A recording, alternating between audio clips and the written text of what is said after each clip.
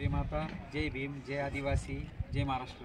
तर आज आपण आपल्या निंबाळ्यामध्ये चांदवड तालुका नाशिक जिल्ह्यामध्ये या ठिकाणी आज संविधान दिनानिमित्ताने आज आम्ही या ठिकाणी शबरी माताचे सर्व पदाधिकारी या ठिकाणी आहेत। सतीश भाऊ आहेत, नामदेव भाऊ आहेत, शरद पवार आहेत, विलास भाऊ आहेत, रेवनाथ भाऊ आहेत, सुनील गोदाडे आहेत आणि आपले सोमनाथ गोदाडे आहेत आणि आपले बरेचसे काही आता केतू भाऊ आहेत। तर ह्या ठिकाणी आज आम्ही संविधान दिनानिमित्ताने आपल्या आदिवासी बांधवांना एक संदेश देतो की बरेचसे आपले आदिवासी बांधव ऊस तोडण्यासाठी जात आहेत आणि आपल्या आदिवासी लहान मुलांचं खूप काही तुम्ही नुकसान करतायत, तर त्यांना आपण शिक्षणाकडे वळायला पाहिजे।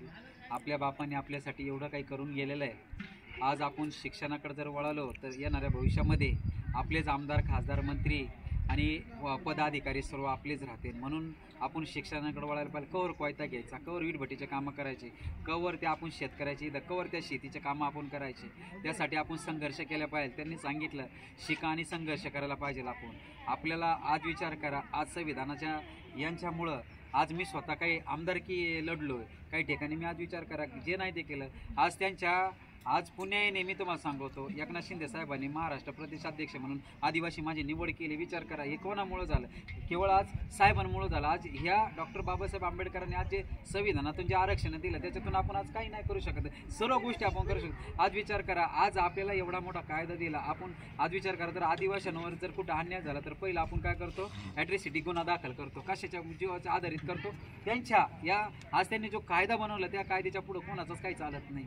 एवढे काही कायदे नियम आपल्यासाठी दिलेले आहेत, जे नोकरीचे अधिकार आहेत, आज जे आपण जे आरक्षण सुटतं, आज विचार करा बरंच आता इलेक्शन लागलं नगरपालिकाचं, दर ठिकाणी आरक्षण लागण्याचं काम म्हणजे जे केलं आहे ते संविधानाने केलं आहे। म्हणजे आज साहेबांनी जे आपल्यासाठी केलं आहे हे मी सांगतो। आपण आयुष्यात जिंदगीमध्ये तुम्हाला सांगतो कुठेही वाढेला आपण पडेला असतो, कुठेही आपण आज गावात नसतो, आज कुठेही आपण कोणाचा मार खाल्ला असते, कुठेही आपल्यावर भयंकर अन्याय झाले असते, पण आज या संविधानामुळं आणि डॉक्टर बाबासाहेब आंबेडकरांमुळं आज आपण माणसात आलेलो आहोत आणि माणसात आपण आज हक्काने ग्रामपंचायत लढतोय, आज आमदारकी लढतोय, आज आपण नगराध्यक्ष होतोय, नगरसेवक होतोय, सर्व अधिकार आपल्याला डॉक्टर बाबासाहेब आंबेडकरांनी दिला। म्हणून आज हे 26/11/2025 रोजी आज संविधान दिनानिमित्ताने आज पूर्ण देशभरात, महाराष्ट्रात, सर्व राज्यामध्ये आज संविधान दिनानिमित्ताने मोठमोठे कार्यक्रम आहेत, मोठमोठ्या ठिकाणी आज ह्यो आदर्श म्हणजे तुम्हाला सांगतो आपण काहीतरी शिकल्या पाहिजे आपल्याला काही गोष्टी। म्हणून आम्ही लवकरच संविधानाची वाटप करणार आहोत। आपल्या आदिवासी वस्तीवर आपलं संविधान हे गेल्या पाहिजे,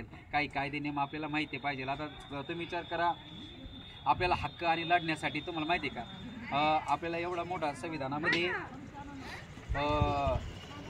मला वाटतं 323 मध्ये आपल्याला अधिकार दिलेला इलेक्शनाचा, ते लढण्याचा आपण 33 मध्ये 333 मध्ये आपल्याला हक्क दिलेले आहेत। आज विचार करा, आमदार खासदारकीला सारे सांगतात की आपत्ती असले तर उभा राहता येत नाही, असं काही नाही आहे। तुम्हाला हक्क दिलेला आहे, तो हक्क साहेबांनी दिलेला आहे, त्या हक्काने आपण काही बी करू शकतो। म्हणून आपण आज या संविधानानिमित्ताने आपण सर्वजण आदिवासी बांधव डॉक्टर बाबासाहेब आंबेडकरांना यावेळेस आपण सर्वजणांनी आपण तर थोडेच आहोत, पण एक दिवस आपण पुढच्या संविधानाच्या ज्या दिवशी संविधान दिन राहील त्या दिवशी आपण स्पेशल आदिवासी बांधवांना एकत्र करून त्या ठिकाणी मोठा कार्यक्रम घेऊ। म्हणून आज या ठिकाणी मी या ठिकाणी आदिवासी शबरी माता संघटनेच्या वतीने आपले सर्व आदिवासी बांधवांना एवढा संदेश राहील।